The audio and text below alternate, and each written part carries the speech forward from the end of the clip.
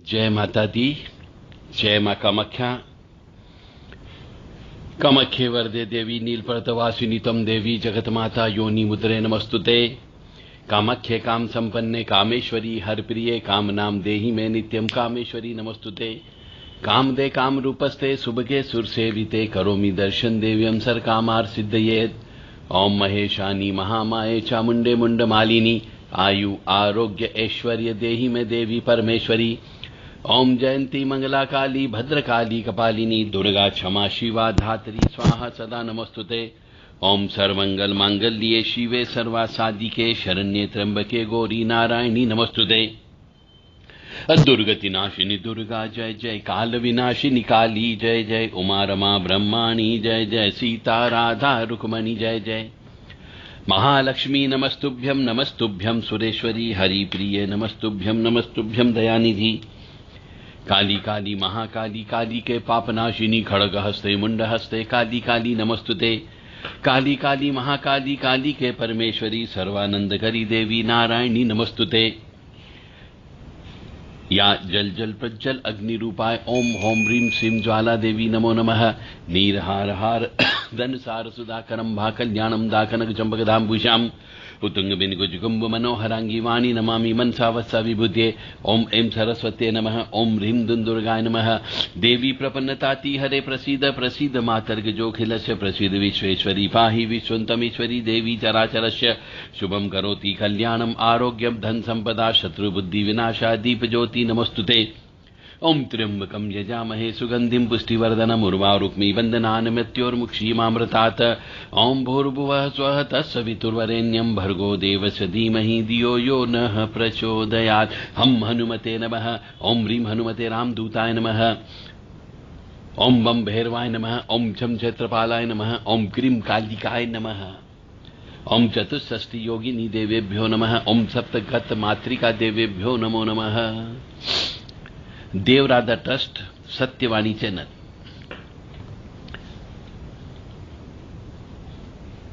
बहुत से मनुष्यों की साधना सफल नहीं होती है। 90% लोगों की साधना सफल नहीं होती है और पूजा पाठ भी सफल नहीं होती है। और कुछ कुछ तो मेरे से फोन पे बात करते करते रोते हैं कि साहब रोज मैं तो 1.5 से 2 घंटे पूजा पाठ करता हूं या करती हूं, परंतु भगवान हमारी नहीं सुनता, कष्ट पे कष्ट दिए जा रहा है। अरे भगवान को आपने देखा है क्या? जो भगवान के ऊपर इल्जाम लगा रही हो कि हमने भगवान का नाम लिया तो भगवान आपको सुखी रखेंगे, भगवान ने ठेका ले रखा है क्या? भगवान ने कोई ठेका नहीं ले रखा है। ईश्वर कहता है कि तुम पिछले जन्म में जैसा कर्म करके आए हो वैसा फल मैं तुम्हें दूंगा। तुम जिस प्रकार के पेड़ पौधे और खेत लगा करके आए हो वैसा ही अनाज और फल मैं आपको प्रदान करूंगा। यदि कांटे बो करके आए हो तो इस जन्म में आपको कांटे मैं ब्याज के मिलेंगे। तो भगवान के ऊपर इल्जाम मत लगाओ कि हम इतनी पूजा पाठ कर ली या इतने जप कर लिए तो भगवान हमारे सामने नहीं आया, या हमने इतनी पूजा पाठ कर ली पर भगवान कभी हमें दर्शन नहीं देता है। और साधक लोग कहते हैं साहब मैंने इतने जप कर लिए, इतने अनुष्ठान कर लिए, इतने हवन कर लिए, परंतु मेरी साधना पूरी नहीं हुई, मेरे काम पूरे नहीं हुए। तो भगवान को आपने देखा नहीं, भगवान से आपका एग्रीमेंट नहीं हुआ, आप भगवान की अपनी मर्जी से साधना करते हो। तो भगवान पे इल्जाम क्यों लगाते हो? अब उसका एक बहुत अच्छा उदाहरण मैं आपको दे रहा हूं कि आपकी पूजा पाठ क्यों काम नहीं करती। आप भगवान से प्रार्थना करते पर भगवान क्यों नहीं सुनता। और कुछ लोग तो पूजा पाठ करते ही नहीं। किसी के यहां स्त्री बहुत ज्यादा पूजा पाठ करती तो उसका पति पूजा पाठ नहीं करता, अगरबत्ती नहीं लगाता, दीपक नहीं लगाता है। अब वो सोचे, स्त्री ये सोचे कि मेरी पूजा पाठ का फल मेरे पति को मिल जाए, तो ऐसा कैसे संभव हो सकता है?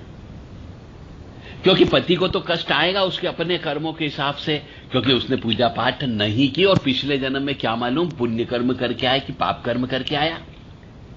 तो स्त्री को दुख होता है कि मैं इतना पूजा पाठ करती हूं पर फिर भी मेरे पति बहुत कष्ट में रहते हैं, उनका हर काम बिगड़ जाता है, पैसे पे पैसे बर्बाद होते जाते हैं, वो रोते हैं पर भगवान का नाम नहीं लेते।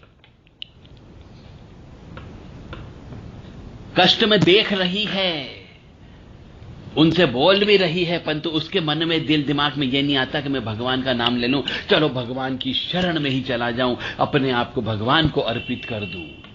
नहीं, तो भगवान ऐसे नास्तिक पुरुषों का काय को भला करेगा?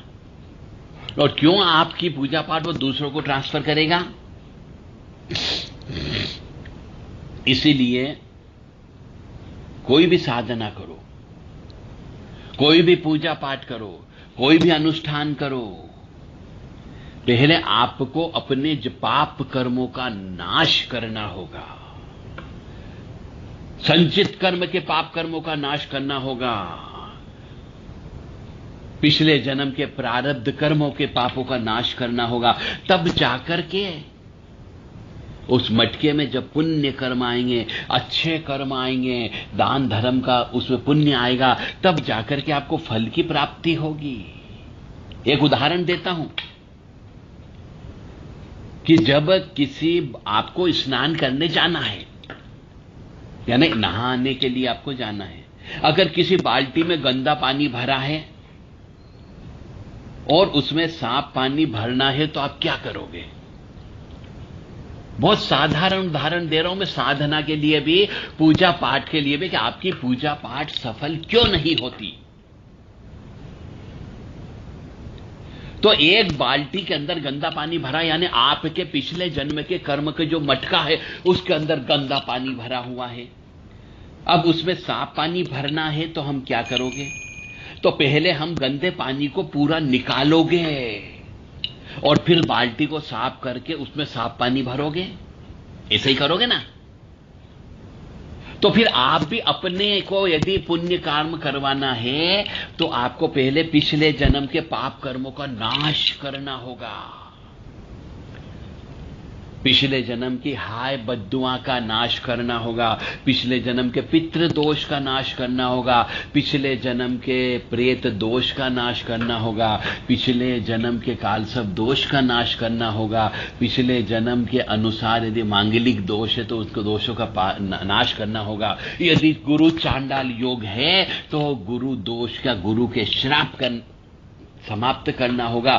उसके बाद ही तो आपके पुण्य कर्म उदय होंगे, अन्यथा आपकी पूजा पाठ के आगे ये पाप कर्म के लीजिए, ये श्राप कर्म के लीजिए, ये किसी की हाय के लीजिए, किसी की बद्दुआ के लीजिए, यह आड़े आ जाती है और आपके पुण्य कर्म जो अभी वर्तमान में कर रहे हो उसका फल की प्राप्ति नहीं होती है।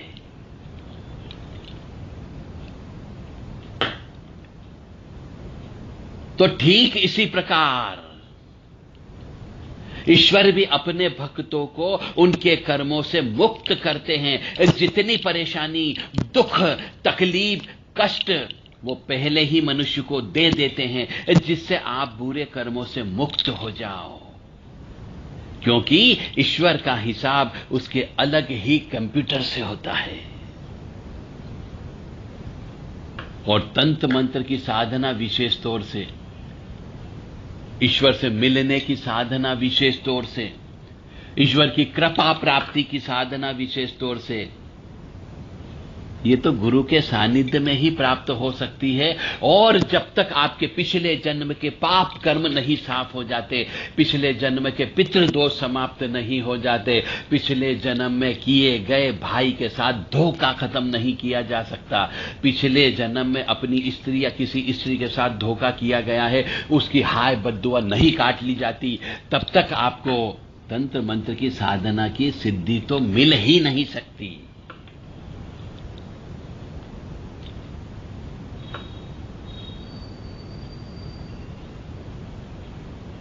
इसीलिए मैं एक बात आपसे कहूंगा कि बस करते रहो।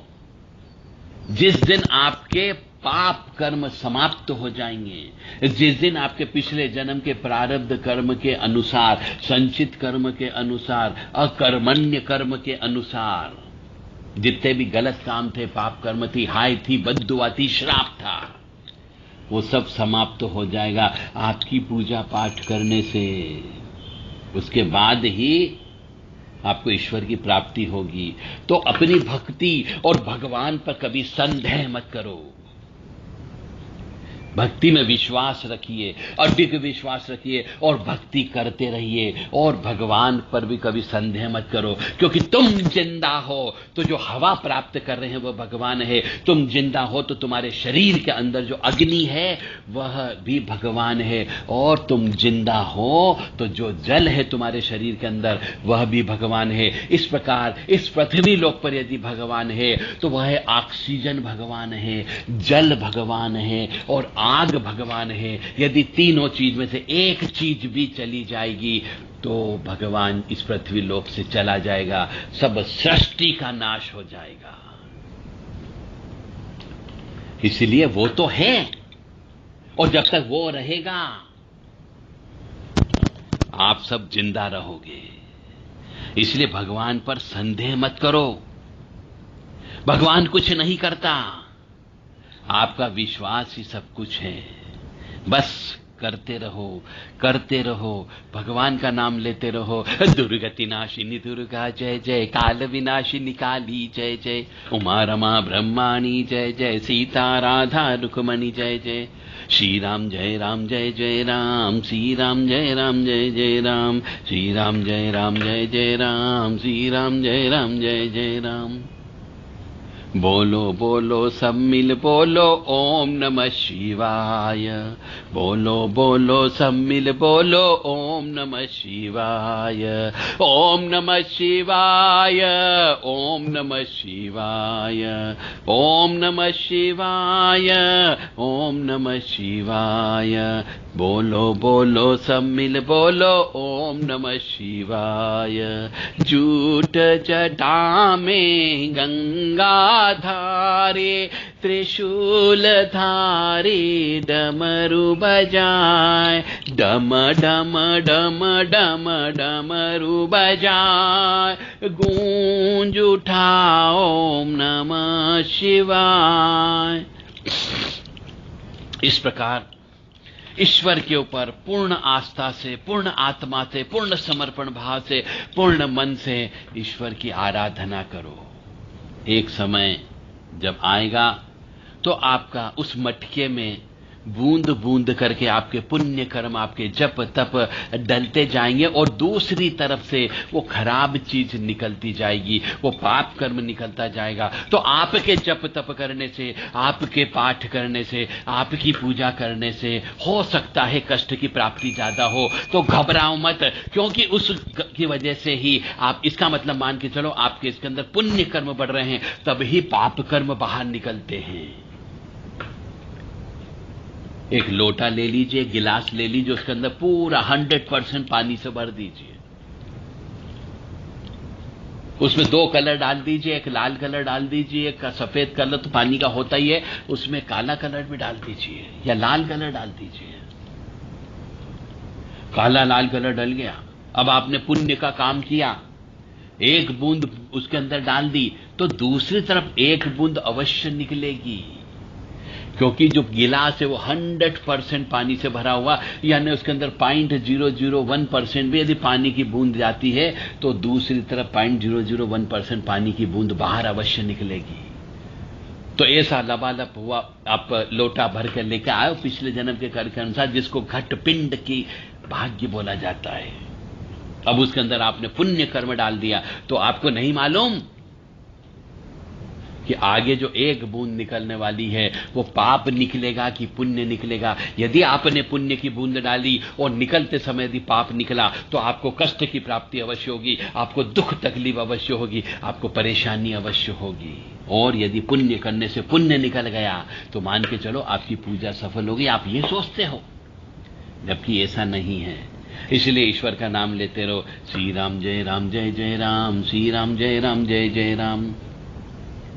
राम राम राम राम राम राम राम राम राम श्री राम राम राम।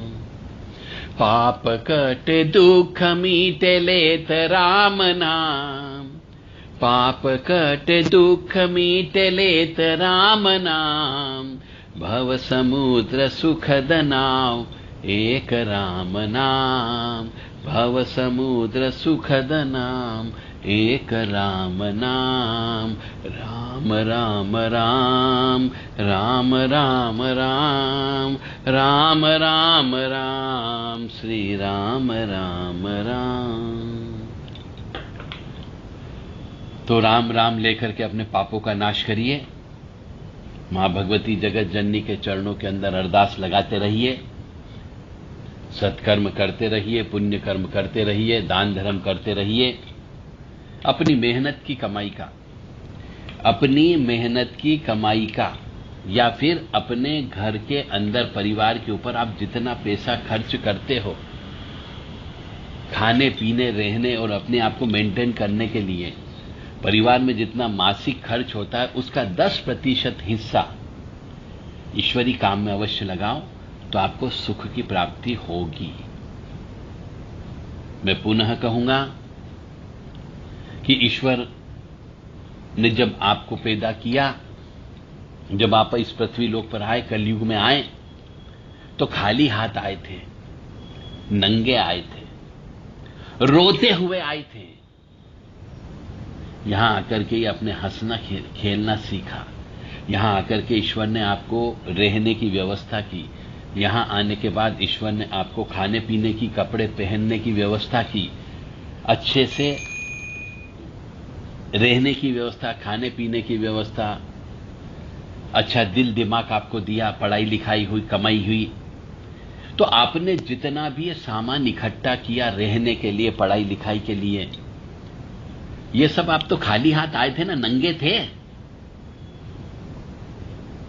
ये सब आपको भगवान ने दिया कि तू अपने हिसाब से रह ले, मैं तुझे दे रहा हूं। तो जो सामान आपको दिया है उसका 10% किराया सामान का, यानी आपको भगवान ने रहने के लिए वेल फर्निश्ड इक्विप्ड हाउस दिया, मतलब अच्छे से सुसज्जित मकान जिसमें सब चीज आपके पास उपलब्ध है, वो आपको दी। मरते समय भी आप इनमें से कुछ नहीं ले जा पाओगे, क्योंकि भगवान ने दिया है तो वो सब यहीं पर ही रह जाना है। खाली हाथ ही आपको जाना है, नंगे ही जलना है, कफन के अंदर भी जेब नहीं होती है। तो आपने जो ये यूज कर रहे हैं उसका भगवान को 10% किराया भी नहीं दे सकते। तो ईश्वर के नाम पर आपको, जो आप लिविंग स्टैंडर्ड के हिसाब से आप जितना पैसा खर्च करते हो अपने अपने परिवार के ऊपर, एक माह के अंदर उसका 10% हिस्सा भगवान के नाम पे आपको किराए के रूप में खर्च करना है। चाहे हवन के रूप में खर्च करो, चाहे पूजन के रूप में खर्च करो, चाहे दान धर्म के रूप में खर्च करो, चाहे अन्न का वितरण करने में खर्च करो, चाहे कंबल वितरण कर दो, चाहे कपड़े का वितरण कर दीजिए। किसी गरीब की कन्या की शादी आप करवा सकते हो, या फिर कोई विधवा स्त्री है, अचानक उसके पति की मृत्यु हो गई, उसके पास कमाई का कोई जरिया नहीं है, उसके पास ऐसे साधन नहीं है जिससे कि वो अपनी जिंदगी गुजार सके, तो उसकी मदद कर सको। बस यही ईश्वर का किराया है। अगर आपने ये नहीं दिया तो ईश्वर भी एक समय के बाद में थप्पड़ मार करके आपसे किराया लेता है, परंतु वो इंतजार करता है, कई सालों तक इंतजार करता है कि बेटा अब देगा, अब देगा, अब देगा। जब नहीं देता है तो उसे लाइलाज बीमारी दे देता है कि ले बेटा तो मीठा नहीं खा सकता, शुगर की बीमारी हो गई, हाई ब्लड प्रेशर की प्रॉब्लम हो गई, हार्ट अटैक की बीमारी होगी, घी नहीं खा सकते हो, ड्राई फ्रूट्स नहीं खा सकते हो, अच्छे से भोजन नहीं कर सकते हो, पेट की, किडनी की और लीवर की बीमारी दे दी, कई जगह तो कैंसर दे दिया। तो जो पैसा दिया था तुम्हें बर्बाद कर दिया। मकान बिकने की नौबत आ जाती, किराए के मकान में जाके रहना पड़ता है। तब पता लगता है कि जब आप 5-7 हजार, 10,000, 15,000 रुपये महीना किराया देते हो, तब तो देना पड़ता है किराया। क्योंकि किराए के मकान में रहने के लिए चले जाते हो, आपके मकान प्रॉपर्टी बिक जाती है, और जिसके लिए बेचा, जिसको कैंसर हो गया, वो भी चल बसता है। तो पहले से ही दे दो भैया। जिस व्यक्ति ने इस रहस्य को समझ लिया, उसके जीवन में संभवतः कष्ट की प्राप्ति नहीं आएगी। मानो या न मानो, यह पूर्णतः सत्य है। और घर के अंदर मां होती है, बहनें होती है, बेटियां होती हैं, बहुएं भी होती है, और अनेक माताएं बहनें घर पर भी आती जाती रहती है, जो परिवार की सदस्य हैं।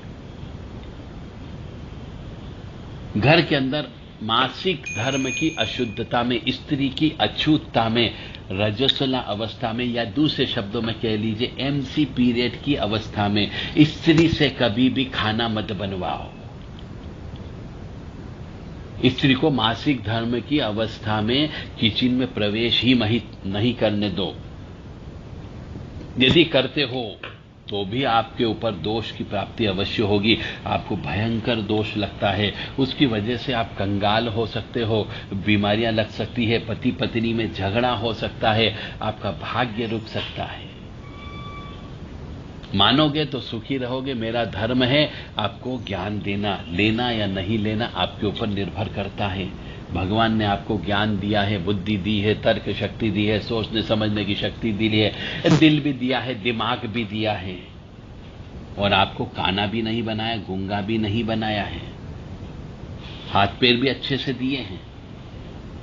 तो फिर तो समझो कि ईश्वरी तत्व क्या होता है। अरे उन लोगों की देखो जो लूले लंगड़े हैं, अंधे हैं, बहरे हैं, गूंगे हैं, जिनको पैरालिसिस अटैक हो गया, लूले लंगड़े हो गए, उनका क्या? उनसे पूछो, उनसे तो आप लाख गुना अच्छे हो। तो ईश्वर को धन्यवाद स्वरूप भी आप किराया नहीं दे सकते कि भगवान तेने मेरे को बहुत अच्छे से पैदा किया, कि भगवान तेने मेरे को बहुत अच्छे से बुद्धि प्रदान की, मेरे हाथ पैर तूने अच्छे दिए, और अभी भी ईश्वर की कृपा से कोई बीमारी नहीं है। ये इसका धन्यवाद दो, और उस धन्यवाद स्वरूप कहीं पे मंदिर निर्माण करा लो, प्राण प्रतिष्ठा हो रही तो उसमें यथाशक्ति यथा योग्य सामर्थ्य के अनुसार दान दे दो, महामृत्युंजय मंत्र का अनुष्ठान करवा लो, श्री दुर्गा सतचंडी यज्ञ करवा लो, शिव शक्ति यज्ञ करवा लो। ये जब तक नहीं कराओगे आप सुखी नहीं रह सकते। उठो, जागो, और अपने कष्टों को, दीवारों को, कष्टों की बादलों को आप खुद स्वयं हटाओ। जय माता दी। मां भगवती जगत जननी आपको साहस प्रदान करें कि आप ऐसा काम करने के लिए प्रेरित हो, और आप में ऐसी हिम्मत आ जाए कि आप पुण्य का काम करने लग जाओ। जय माता दी। जय मां कामाख्या।